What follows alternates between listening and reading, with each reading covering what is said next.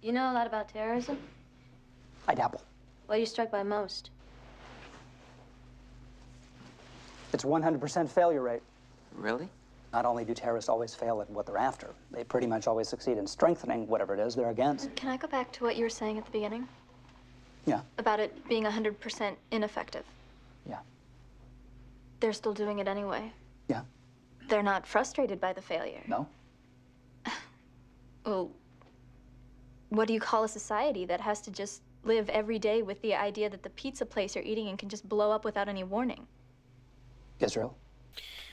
Alright, so that clip was from The West Wing, Season 3, Episode 1, Isaac and Ishmael. It was released very soon after the 9/11 terrorist attacks in 2001. And it was released before the actual season opener as a sort of play script. It flipped back and forth between Josh, Toby, Sam, Donna, CJ, watching over a group of kids that were visiting the White House, and to Leo McGarry, the chief of staff, interviewing a suspected terrorist.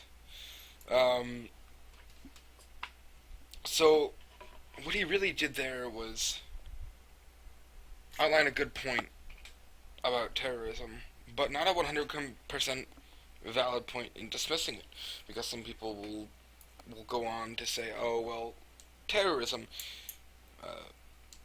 it doesn't really work, because it doesn't. It doesn't work. He's right. You don't get anywhere with terrorism. By the way, the video I'm making right now is in response to the attacks in Orlando. I'm horrified at them, honestly. How horrible. You're in a club at 2 a.m.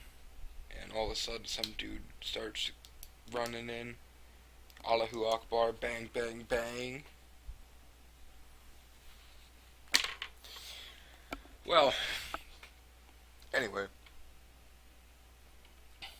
This is the worst terrorist attack. This is a terrorist attack, don't get me wrong.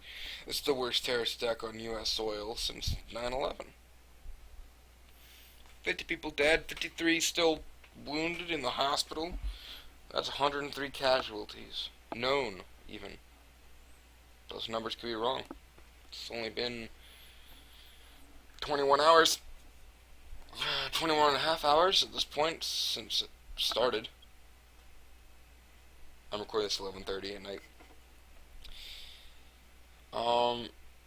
So I want to talk for a minute because I see someone like Donald Trump going up there, and I can't really exact Donald Trump tree, but I'll probably have it here on the screen. And honestly, it's like he's trying to take advantage of this to try to say, "Oh, weak Obama isn't going to do good here." That tweet's not as relevant as his first tweet, where he says we need to get strong and something like that. I didn't really read it. Well, I read it, I didn't memorize it. I read enough to understand that, holy shit, this guy. I want to make something clear. I do not believe that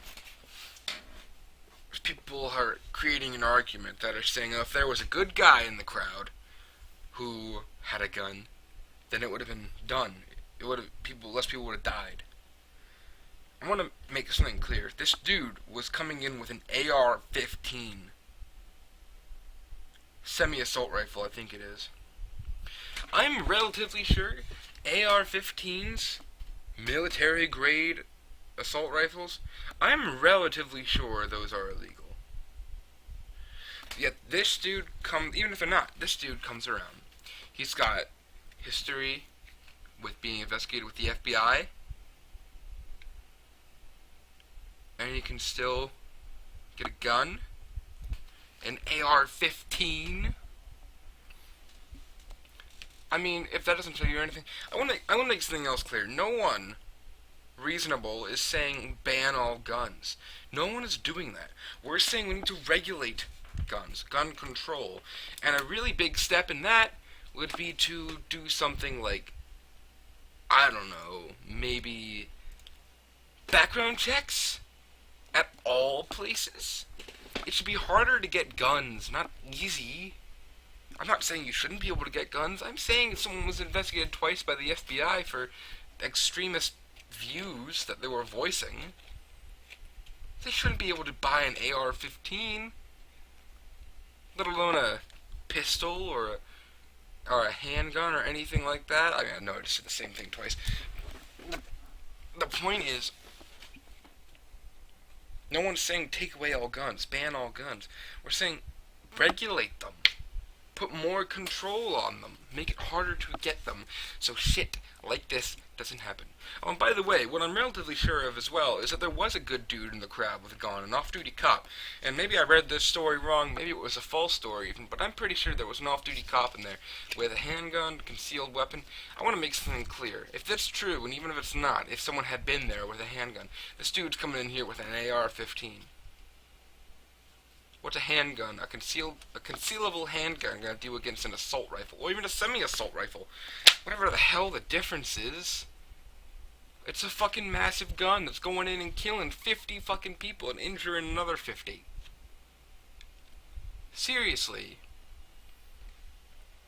And then we got the argument of, oh, well, we need to ban all Muslims entering the country. Maybe I'm wrong here. And if I'm wrong, I'll put a little note that I'm retracting what I'm saying here. But this dude, wasn't he American born? I mean, I'm pretty sure this dude was American born. Even if he wasn't, and I'll put a message there if I was wrong, and I'm not going to come back to that point, because I could be wrong. We don't know yet. We don't know too much about this guy. The answer isn't to just ban all people of Muslim religion entering the country. Yeah, I'm a big FDR fan. I use him a lot as a reference when people ask me why I support Bernie Sanders. But one thing I don't agree with, and maybe this wasn't FDR's decision, I don't know, I never really cared about it too much to look at it.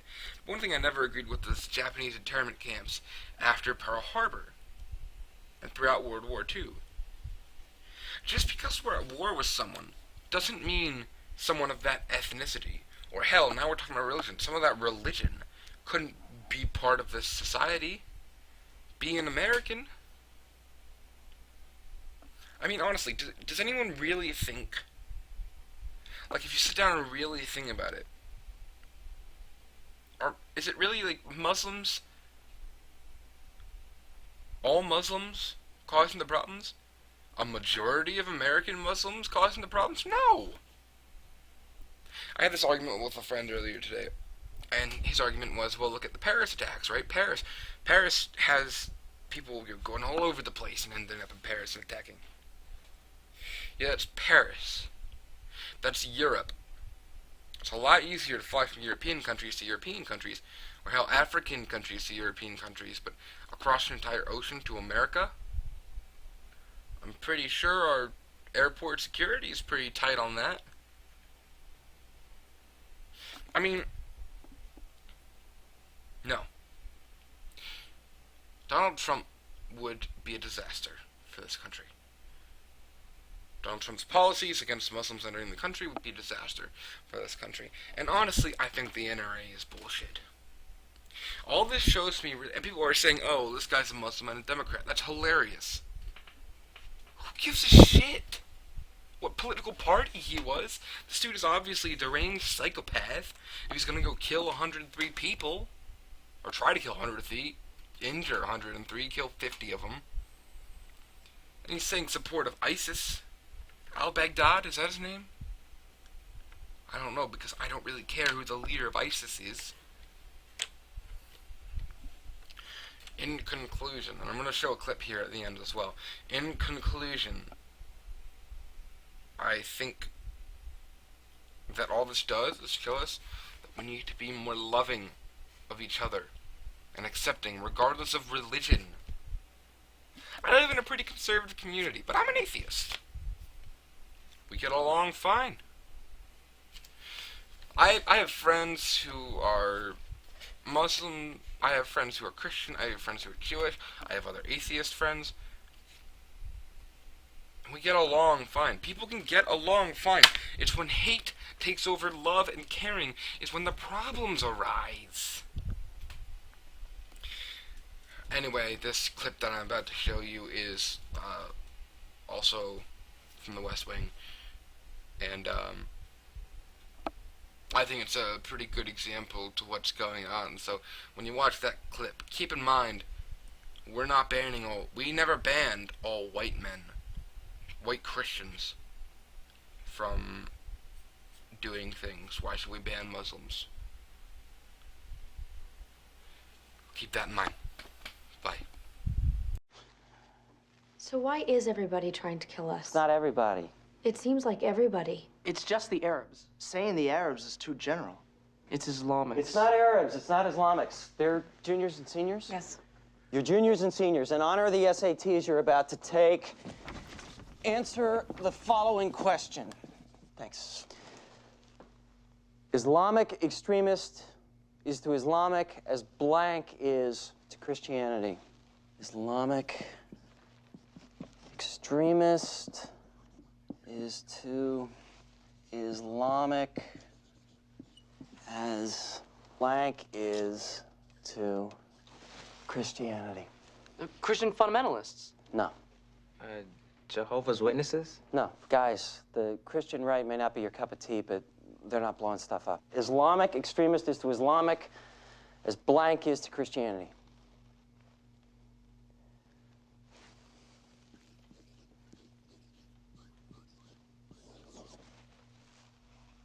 That's what we're talking about. It's the Klan gone medieval and global. It couldn't have less to do with Islamic men and women of faith, of whom there are millions upon millions. Muslims defend this country in the Army, Navy, Air Force, Marine Corps, National Guard, police, and fire departments. So let's ask the question again. Why are Islamic extremists trying to kill us? That's a reasonable question if ever I heard one. Why are we targets of war? Because we're Americans. That's it? It's our freedom. No other reasons? Freedom and democracy. I'll tell you, right or wrong, and I think they're wrong, it's probably a good idea to acknowledge that they do have specific complaints. I hear them every day. The people we support, troops in Saudi Arabia, sanctions against Iraq, support for Egypt. It's not just that they don't like Irving Berlin. Yes, it is. No, it's not. I don't know about Irving Berlin, but your ridiculous search for rational reasons why somebody straps a bomb to their chest is ridiculous. You just called me ridiculous twice in one sentence. Hardly a record for me. And you just made my list. Nothing happens on the list. It's a serious list, but she does have a point, albeit college girlish. Watch now as he's going to put me down and make my point at the exact same time. Hardly a record for me. What's Islamic extremism? It's strict adherence to a particular interpretation of 7th century Islamic law as practiced by the Prophet Muhammad. And when I say strict adherence, I'm not kidding around. Men are forced to pray, grow their beards a certain length. Among my favorites is there's only one acceptable cheer at a soccer match. Allahu Akbar. God is great. If your guys are getting creamed, then you're on your own. Things are a lot less comic for women who aren't allowed to attend school or have jobs. They're not allowed to be unaccompanied and oftentimes get publicly stoned to death for crimes like not wearing a veil. I don't have to tell you, they don't need to shout at a soccer match. They're never going to go to one. So what bothers them about us? Well, the variety of cheers alone coming from the cheap seats in Giant Stadium when they're playing the Cowboys is enough for a jihad, to say nothing of street corners lined church next to synagogue, next to mosque, newspapers that can print anything they want, and women who can do anything they want, including taking a rocket ship to outer space, vote, and play soccer. This is a plural society. That means we accept more than one idea. It offends them. So yes, she does have a point, but it certainly doesn't mean you should listen to her.